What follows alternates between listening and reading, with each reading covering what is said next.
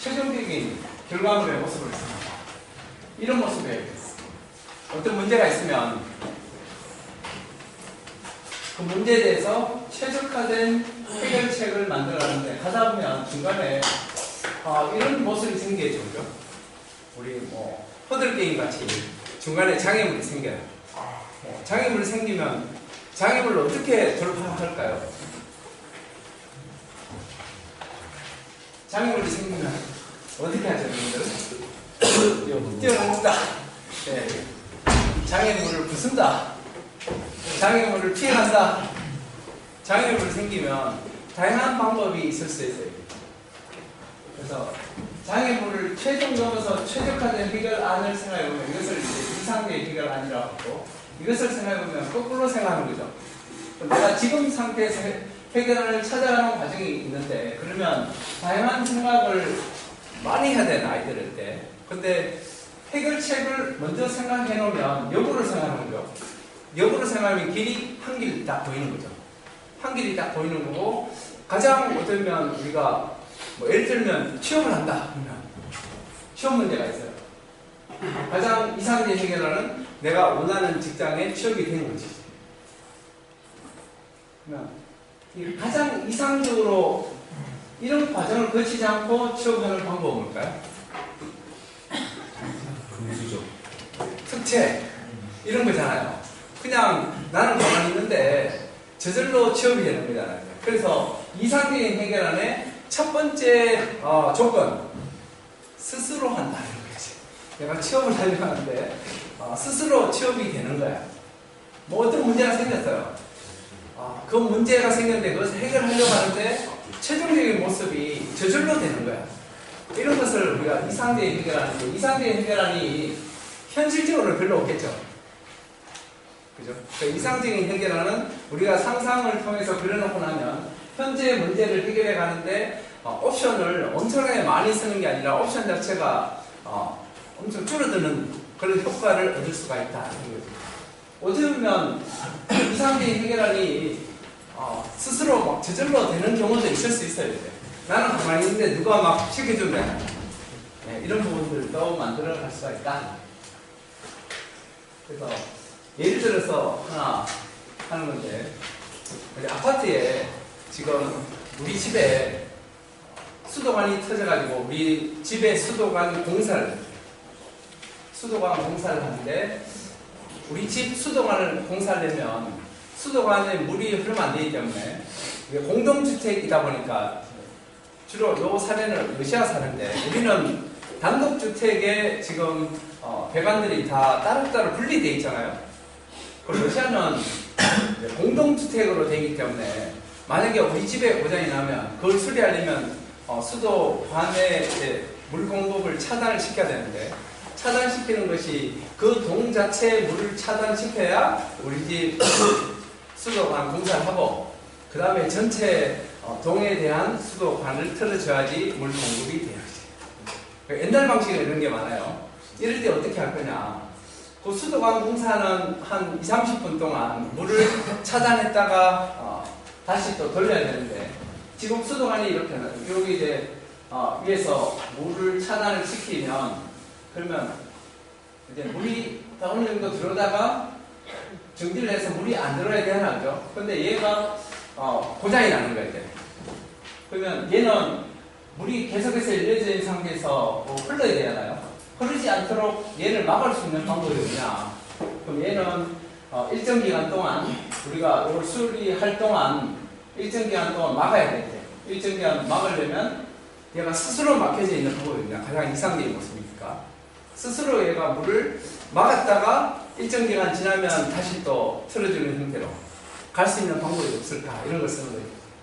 그래서 아까 첫 번째 조건이 스스로 한다고 했죠.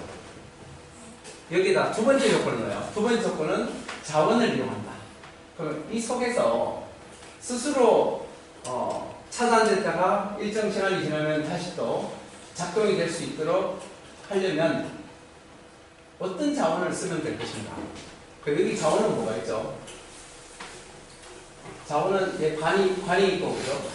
그 다음에 물이 있고, 그 다음에 클램프 이런 게 있고, 여기 밸브가 있고, 요 각각의 구성 부품 중에 어떤 자원을 쓰면 도움될까요?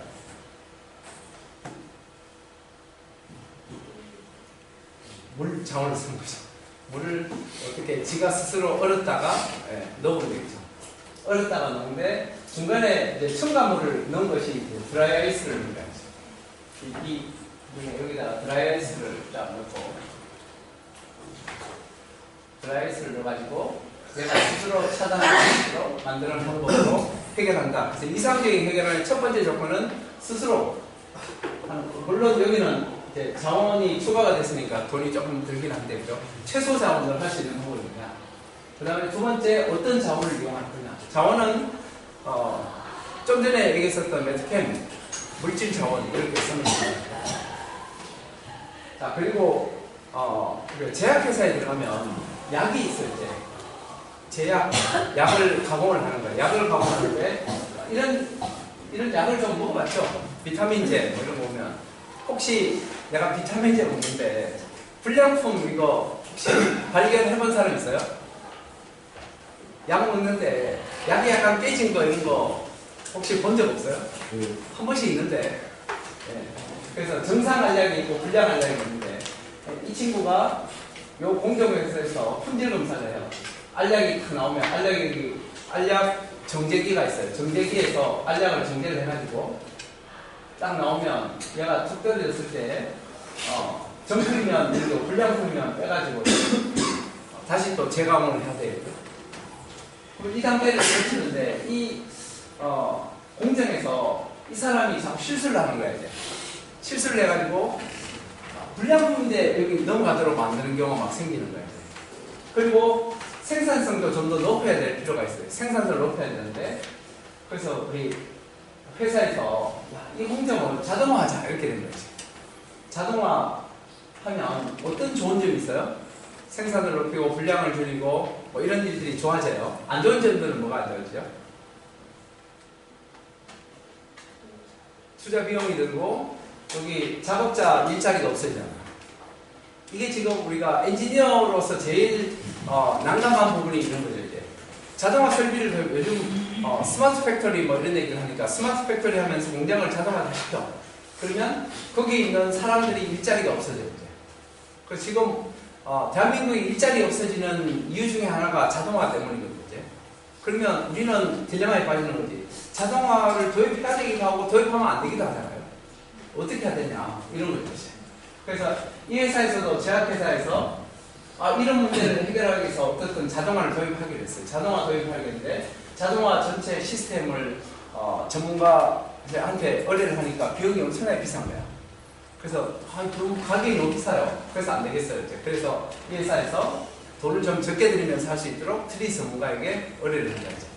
돈 적게 들이면서 이걸 자동화할 수 있는 방법을 한번 내주세요. 그래서 트리 전문가가 들어가가지고 여기 핵심은 뭐예요? 정상 알약과 불량 알약을 구분해주면 돼요. 분리하는 방법만 살면 돼요. 그러면 분리할 때 특성이 뭐예요? 그러면 얘가 특성이 단면적, 부피, 그죠?